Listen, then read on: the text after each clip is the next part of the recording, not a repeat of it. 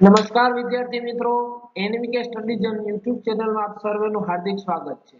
આજે આપણે ધોરણ 10 માં વિજ્ઞાનમાં જે ગાલા અસાઇનમેન્ટ 2026 પ્રશ્નપત્ર આપેલા છે એમાં પ્રશ્નપત્ર નંબર 4 માં સેક્શન સી નું સોલ્યુશન આપણે આજે આ વિડિયોમાં જોવાના છીએ। જો તમે નવા હો આપણી યુટ્યુબ ચેનલ ઉપર તો ચેનલને જરૂરથી સબસ્ક્રાઇબ કરજો, વિડિયોને લાઈક અને શેર કરજો અને વિડિયો જો તમને ગમે તો જરૂરથી કોમેન્ટ કરી અમને જણાવજો કે તમને વિડિયો કેવો લાગ્યો। અને જો તમે હજી સુધી પણ જો આપણે WhatsApp ગ્રુપમાં તમારા જોડાયેલા ના હો તો મોબાઈલ નંબર 78 62 88 44 36 આ નંબર ઉપર WhatsApp માં હાય લખી અને સ્ટાન્ડર્ડ 10 અથવા તો ધોરણ 10 લખીને મોકલી દેજો, જેથી કરીને એ ગ્રુપમાં તમને અમે એડ કરી દેશું અને એ ગ્રુપમાં તમામ મટીરીયલ PDF લિંક અને વિડિયો એમાં સમયસર મળતા રહેશે। ચાલો આપણે વિડિયોની શરૂઆત કરીએ। 38મો પ્રશ્ન, એવી વિઘટન પ્રક્રિયાઓના એક સમીકરણ દર્શાવો જેમાં ઉર્જા ઉષ્મા પ્રકાશ અથવા વિદ્યુત સ્વરૂપે પૂરી પાડવામાં આવે। એટલે કે એક ઉર્જા ઉષ્મા સ્વરૂપે હોય, પ્રકાશ સ્વરૂપે હોય અથવા વિદ્યુત સ્વરૂપે, એવા ત્રણ એક સમીકરણ દર્શાવવાના છે। તો ઉષ્મા દ્વારા વિઘટન થતી એવી પ્રક્રિયા કેલ્શિયમ કાર્બોનેટ, એની પ્રક્રિયા કરશો ઉષ્મા સાથે એટલે કેલ્શિયમ ઓક્સાઇડ અને કાર્બન ડાયોક્સાઇડ છૂટા પડશે। બીજી પ્રક્રિયા પ્રકાશ દ્વારા વિઘટન પડતી એવી પ્રક્રિયા તો કે 2AgCl, એને સૂર્યપ્રકાશની હાજરીમાં પ્રક્રિયા કરશો એટલે 2Ag એટલે કે અલગ પડશે અને ક્લોરીન પણ છૂટો પડશે। ત્રીજી પ્રક્રિયા વિદ્યુત દ્વારા વિઘટન પડતી એવી તો કે 2 મોલ H2 એટલે કે 2 મોલ પાણીના વિદ્યુત વિભાજન દ્વારા છૂટું પડશે। હાઇડ્રોજન એટલે કે H2 અને ઓક્સિજન બંને અલગ અલગ પડી જશે। 39મો પ્રશ્ન, નીચેના પદોને વ્યાખ્યાયિત કરવાના છે। એમાં પહેલું છે ખનિજ। તો ખનિજ એટલે શું, આપણે એની વ્યાખ્યા અથવા તો એની વિશે થોડી ટૂંકમાં સમજણ આપવાની છે। જે તત્વો કે સંયોજનો પૃથ્વીના ભૂપૃષ્ઠ અથવા તો પોપાડામાંથી કુદરતી રીતે જ મળી આવે તેને ખનિજ કહેવામાં આવે છે।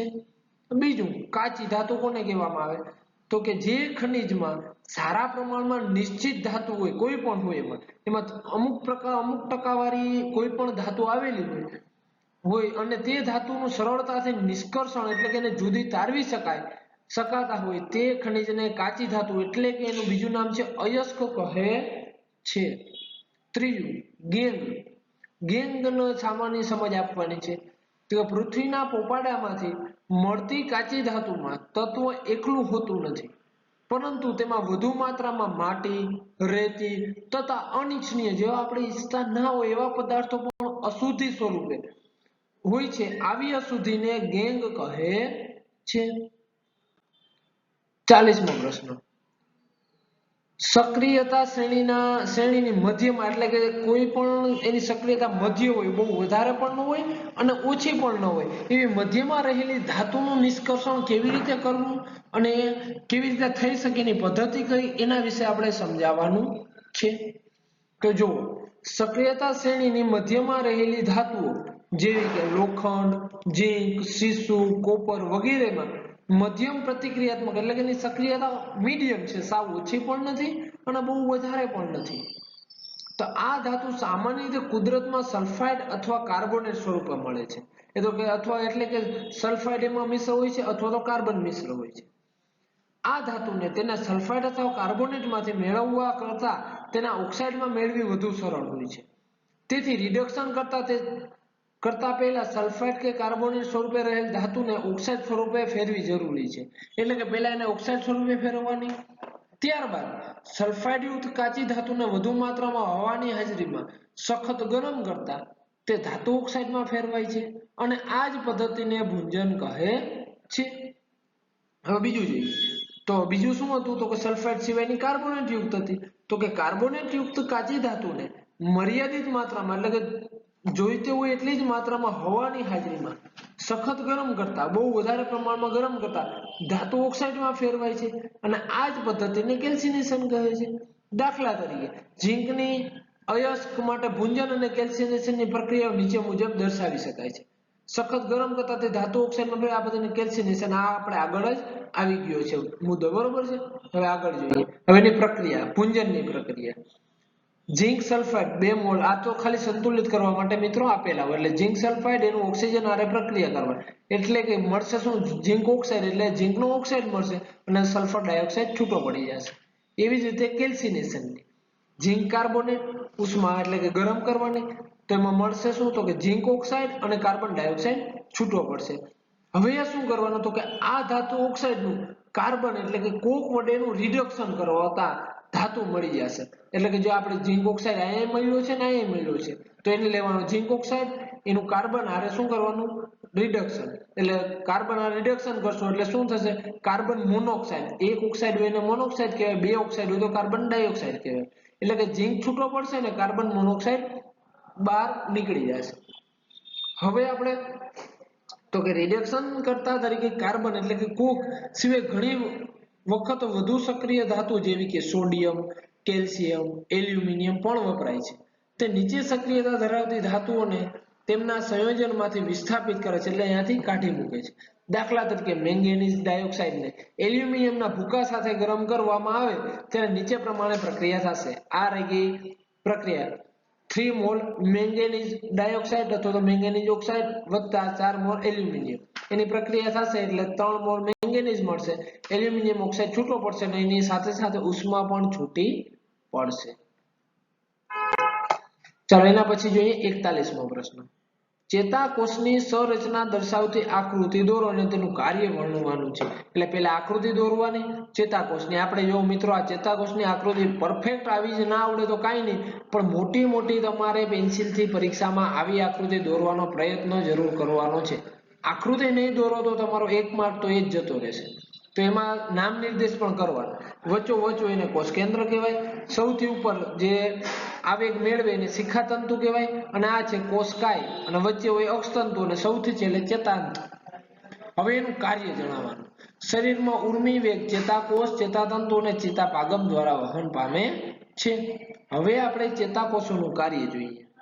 ચેતાકોષના શિખાતંતુની ટોચના છેડા માહિતી મેળવે છે, એટલે કે આ જો આ શિખાતંતુ હોય એ માહિતી મેળવશે, અને રાસાયણિક ક્રિયા દ્વારા ઉર્મિવેગ એટલે વીજ આવેગ ઉત્પન્ન કરે છે. આ ઉર્મિવેગ શિખાતંતુથી કોષકાય અને પછી અક્ષતંતુના અંતિમ છેડા સુધી વહન પામે છે. આકૃતિમાં તમે જોઈ શકો છો. અક્ષતંતુના છેડે મુક્ત થતા કેટલાક રસાયણો ચેતાપાગમ, આ કાંઈ નથી 5 મિત્રો ટાઈપિંગ મિસ્ટેક છે, ચેતાપાગમ પસાર કરી તેની પછીના ચેતાકોષોના શિખાતંતુમાં ઉર્મિવેગનો પ્રારંભ કરે છે. આ રીતે ચેતાકોષ શરીરના એક ભાગથી બીજા ભાગ તે સુધી ઉર્મિવેગ સ્વરૂપે માહિતીનું વહન માટે વિશિષ્ટીકરણ પામેલા છે, એટલે કે એક જગ્યાએથી બીજી જગ્યાએ જાય છે. આ જોઈ લો આકૃતિ. આવી રીતે આ પ્રશ્નનો જવાબ લખવાનો હતો. 42મો પ્રશ્ન જોઈએ,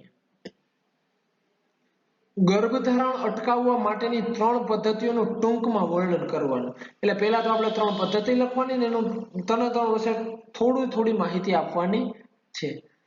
જાતીય સમાગમ દ્વારા ગર્ભધારણની સંભાવના હંમેશા રહે છે. ગર્ભધારણ રોકવું હોય જો, એટલે કે ગર્ભધારણ રોકવા માટે અનેક રીતો શોધાઈ ગઈ છે. તેમાં ઉપયોગી વસિત નિયંત્રણ થઈ શકે છે. હવે એમાં 3 પદ્ધતિ આપણે જોઈએ. પેલું છે યાંત્રિક અવરોધ, એટલે કે નિરોધ અથવા યોનિને ઢાંકતા અવરોધના ઉપયોગથી શુક્રકોષો અંડકોષ પાસે પહોંચી શકતા નથી, એટલે અંડકોષ સુધી પહોંચવા જ ના દેવામાં આવે. અન્ય ગર્ભ નિરોધનમાં સ્ત્રીના ગર્ભાશયમાં ગર્ભ નિરોધક સાધન આઈયુસીડી અથવા તો કોપરટી કે આંકડી લૂપ સ્થાપિત કરવામાં આવે છે. તેનાથી ગર્ભધારણ અટકાવી શકાય છે, એટલે કે બાળકનો જન્મ અથવા તો બાળકનું ફલન થતું જ નથી, પરંતુ તેનાથી કેટલીક વિપરીત અસર એટલે ખરાબ અસર પણ થઈ શકે છે. બીજી પદ્ધતિ રાસાયણિક અવરોધ. આ પદ્ધતિમાં સ્ત્રીઓ દ્વારા ગર્ભ નિરોધક ગોળીનો ઉપયોગ કરવામાં આવે છે. ગર્ભ નિરોધક ગોળીમાં રહેલી દવા સ્ત્રી શરીરમાં અંતઃસ્ત્રાવના સંતુલનને બદલે છે. તેથી અંડપતનની ક્રિયા થતી નથી, એટલે અંડકોષ અને શુક્રકોષ સાથે મળે પછી પણ એનું ફલન થતું નથી. ગર્ભ નિરોધક ગોળીઓ અંતઃસ્ત્રાવ સંતુલનમાં ફેરફાર કરે છે, એટલે અંતઃસ્ત્રાવ જે જોઈતા હોય એનો સ્ત્રાવ થવા જ ના દે. તેના કારણે કેટલીક વિપરીત અસરો પણ થઈ શકે છે, એટલા માટે આમાં પણ થોડુંક ધ્યાન રાખો. ત્રીજો શસ્ત્રક્રિયા. પુરુષની શુક્રવાહિનીઓને અવરોધી શુક્રકોષોનું સ્થળાંતર અટકાવવામાં આવે છે. સ્ત્રીની અંડવાહિની એટલે ફેલોપિયન નલિકાને અવરોધી અંડકોષ અને ગર્ભાશય સુધી જતો અટકાવવામાં આવે છે. આ બંને સ્થિતિમાં ફલન થતું નથી. કાં તો શુક્રકોષ અટકાવી દેવામાં આવે કાં તો અંડકોષ અટકાવી દેવામાં આવે. શસ્ત્રક્રિયા તકનીક દ્વારા આ પ્રકારના કાયમી અવરોધ મેળવી શકાય છે. એટલે કે હંમેશા માટે ગર્ભ ધારણ કરાવવાની ક્રિયાને અટકાવી શકાય છે. શસ્ત્રક્રિયા ભવિષ્ય માટે સંપૂર્ણપણે સુરક્ષિત છે, પરંતુ સાવચેતી વગર થયેલી શસ્ત્રક્રિયાથી સંક્રમણ એટલે કે ચેપ અને અન્ય સમસ્યાઓ પણ સર્જાઈ શકે છે. ચાલો હવે જોઈએ 43મો પ્રશ્ન. લિંગી પ્રજનન અલિંગી પ્રજનનથી કેવી રીતે ભિન્ન છે? એટલે કે લિંગી પ્રજનન અને અલિંગી પ્રજનનનો તફાવત અથવા તો બે અલગ અલગ કઈ રીતે છે એ જોવાનું, અને અલિંગી પ્રજનનની મર્યાદાઓ કઈ કઈ છે એ જોવાનું છે. જ્યારે એક જ પિતૃ દ્વારા પ્રજનન કોષો વગર નવા સજીવનું નિર્માણ કરવામાં આવે તેને અલિંગી પ્રજનન કહે છે. જ્યારે પ્રજનન પદ્ધતિમાં નવા સજીવના નિર્માણ માટે નર અને માદા બંને જાતિના પિતૃ સંકળાયેલા હોય તેને લિંગી પ્રજનન કહે છે. હવે આપણે જોઈએ અલિંગી પ્રજનનની મર્યાદા. તો કે વારસામાં એક જ પિતૃના લક્ષણ પ્રાપ્ત થાય છે, તેમાં વિવિધતા સર્જાતી નથી, તેના બાળક સજીવોનું નિર્માણ ઝડપથી અને મોટી સંખ્યામાં થાય છે, તેનાથી સ્પર્ધા વધે છે, વસ્તીનું નિયંત્રણ થતું નથી, ખૂબ મોટી માત્રામાં વસ્તી થઈ જાય છે, વસવાટ સ્થાન ઝડપથી ભરાઈ જાય છે, એટલે એને વસવાટ રહેવા માટેની મુશ્કેલી સર્જાય છે, સજીવો સરળતાથી અનુકૂલિત થતા નથી, જો એનું તાપમાન બદલે તો એનો વિનાશ પણ થઈ શકે છે. ચાલો હવે જોઈએ એના પછીનો 44મો પ્રશ્ન. ગોલીય લેન્સના સંદર્ભમાં નીચેના પારિભાષિક શબ્દો સમજાવવાના. પેલું છે વક્રતા કેન્દ્ર. કેનું? ગોલીય લેન્સ. તો લેન્સની જે વક્ર સપાટી જે પારદર્શક એટલે કાચના ગોળાનો એક ભાગ હોય તે ગોળાના કેન્દ્રને લેન્સની તે વક્ર સપાટીનું વક્રતા કેન્દ્ર કહે છે. જે બે ગોળાઓ દ્વારા લેન્સની બે વક્ર સપાટીઓ બનેલી હોય તે ગોળાઓને કેન્દ્રને આનુષંગિક વક્ર સપાટીનું વક્રતા કેન્દ્ર કહે છે. લેન્સને બે આ સાઈડ ચેકી નાખજો મિત્રો. ખાલી લેન્સને બે વક્ર સપાટી છે, તેથી લેન્સના બે વક્રતા કેન્દ્રો C2 અને C1 છે.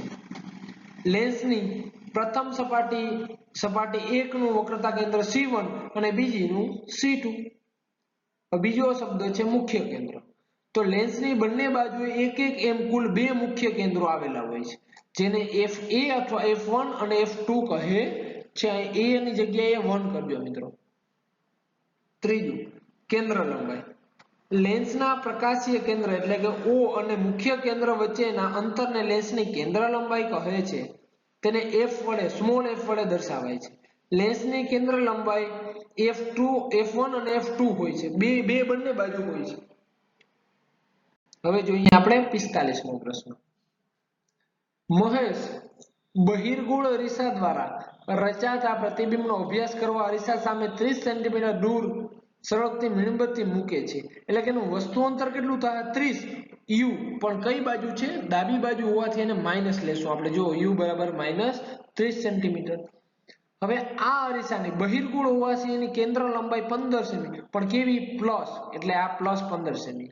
જો પ્રતિબિંબ અંતર શોધો એટલે કે આપણે v શોધવાનો છે, તથા પ્રતિબિંબનો પ્રકાર એટલે કે ઉલટું છે, ચત્તું છે, આભાસી છે, વાસ્તવિક છે, નાનું છે, મોટું છે, એટલે કે એનો પ્રકાર જણાવી અને કિરણ આકૃતિ દોરવાની. એટલે આપણે આકૃતિ પણ દોરવાની છે. તો જો આપણે વસ્તુ અંતર u બરાબર -30, f બરાબર +15 કારણ કે બહિર્ગોળ અરીસો છે, પછી પ્રતિબિંબ અંતર એટલે v શોધવાનું છે અને એનો પ્રકાર શોધવાનો છે. તો હવે આકૃતિ જોઈ શકો છો, અથવા તો આકૃતિ ના જોઈ તો પહેલા આપણે સૂત્ર મૂકીને ગણતરી કરી લઈએ. અરીસાનું સૂત્ર શું? 1/u + 1/v બરાબર 1/f. આપણે v શોધવાનું છે એટલે 1/v + u આપણે -30 આપેલા છે અને f આપણે 15 આપેલો છે. ઓલી બાજુ લઈ જાવ એટલે કેવું થાય? પ્લસ માઇનસ આ માઇનસ ઓલી બાજુ જશે એટલે પ્લસ થઈ જશે. કરો ચોકડી ગુણાકાર અથવા લસા લઈ લ્યો 30, એટલે 3/30 આવશે. 3 ઉડી જશે એટલે વધશે શું? છેદમાં 10. એને વ્યસ્ત કરો એટલે v બરાબર 10 સેન્ટીમીટર આવશે. હવે મિત્રો આપણે એની કિરણ આકૃતિ એટલે આપણે અહીં આકૃતિ દોરેલી છે. જુઓ, આ કોઈ પણ આનું કેન્દ્ર લંબાઈ એનાથી ડબલ અંતરે મૂકવાનું છે વસ્તુ, અને જોશો તો આ જો એનું પ્રતિબિંબ ક્યાં મળશે? આમ અહીંયા ક્યાંય છેદશે નહીં, પરંતુ એને ડોટેડ લાઈનથી એટલા માટે દોરવામાં આવ્યું કે આભાસી મળે છે. એટલે વાસ્તવિક ક્યાંય મળતું, એટલે પરિમાણ કેવું છે? આભાસી ચત્તુ, એટલે સીધું જ મળે છે. અને એ વસ્તુ કરતા વસ્તુ જેવું આવડી છે, પણ પ્રતિબિંબ કેવું મળ્યું? ખૂબ જ નાનું. એટલે કે આભાસી ચત્તુને નાનું પ્રતિબિંબ મળે છે. ચાલો મિત્રો, સેક્શન સી નો આપણો છેલ્લો પ્રશ્ન. વિદ્યુત પ્રવાહની તાપીય અસરના વ્યવહારિક ઉપયોગો ઉદાહરણ આપી સમજાવવાના છે મિત્રો. તો વિદ્યુત પ્રવાહની તાપીય અસરના ઉપયોગો નીચે મુજબ છે. પેલું, વિદ્યુત તાપીય ઉપકરણો જેવા કે વિદ્યુત ઇસ્ત્રી, વિદ્યુત ટોસ્ટર, વિદ્યુત હીટર વગેરેની કાર્ય પદ્ધતિમાં ઉપયોગી છે.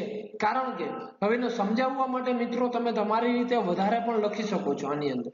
જેમ કે વિદ્યુત ઇસ્ત્રીનું કાર્ય શું હોય? તો કે વિદ્યુત ઉર્જાનું કેમાં કરશે? તો કે તાપીય અસર, એટલે કે ઉષ્મા ઉત્પન્ન કરશે, અથવા તો એ ગરમ કરશે, એનું તાપમાન વધારશે, જેથી કરીને આપણે કપડામાં ઇસ્ત્રી કરી શકીએ. ટોસ્ટર, વિદ્યુત હીટરનું તમે કાર્ય સમજાવી શકો છો કે એ તાપીય અસરના કારણે અવરોધ આવશે, એટલે એમાં ઉષ્મા ઉત્પન્ન થશે અને એ પાણીને ગરમ કરશે. બીજું, વિદ્યુત બલ્બના ફિલામેન્ટને ગરમ કરી પ્રકાશ મેળવવા માટે, તો આમાં શું થશે? તો કે એના ફિલામેન્ટ હોય છે, જે ટંગસ્ટનનો ઉપયોગ થાય છે, એ ટંગસ્ટન ધાતુ ગરમ થશે અને ગરમ થવાથી એ પ્રકાશ ઉત્પન્ન કરે છે. ત્રીજું, વિદ્યુત ફ્યુઝમાં જેના વડે ઘરના વિદ્યુત જોડાણો અને વિદ્યુત ઉપકરણને રક્ષણ મળે છે.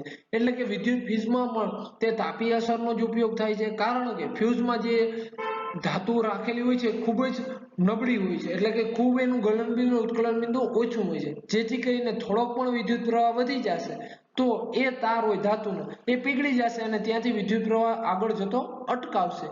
જેથી કરીને આગળનું, એટલે કે આપણા ઘરની અન્ય જે સ્વિચ હોય છે અથવા અન્ય ઉપકરણને બચાવી શકાય છે. મિત્રો, આપણે અહીંયા ક્વેશ્ચન પેપર નંબર 4 નો સેક્શન સી નું સંપૂર્ણ સોલ્યુશન અહીં પૂર્ણ થાય છે. હવે આગળના વિડીયોમાં આપણે સેક્શન ડી નું સોલ્યુશન જોશું. જો તમે YouTube ચેનલમાં નવા હોવ તો સબસ્ક્રાઇબ કરજો.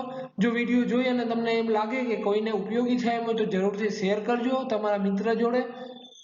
અને તમને કેવો લાગ્યો વિડીયો જરૂરથી અમને કોમેન્ટ કરી જણાવજો. અને આપણે આ જ ચેનલમાં ગણિતના તમામ અસાઇનમેન્ટના સોલ્યુશન અપલોડ થઈ ચૂક્યા છે. વિજ્ઞાનના પણ એક દિવસમાં બધા જ અસાઇનમેન્ટના સોલ્યુશન અપલોડ થઈ જશે. અંગ્રેજીના પણ 1-2 દિવસમાં થઈ જશે. અને સામાજિક વિજ્ઞાનના પણ આ જ ચેનલ ઉપર તમને વિડીયો જોવા મળશે. Thank you.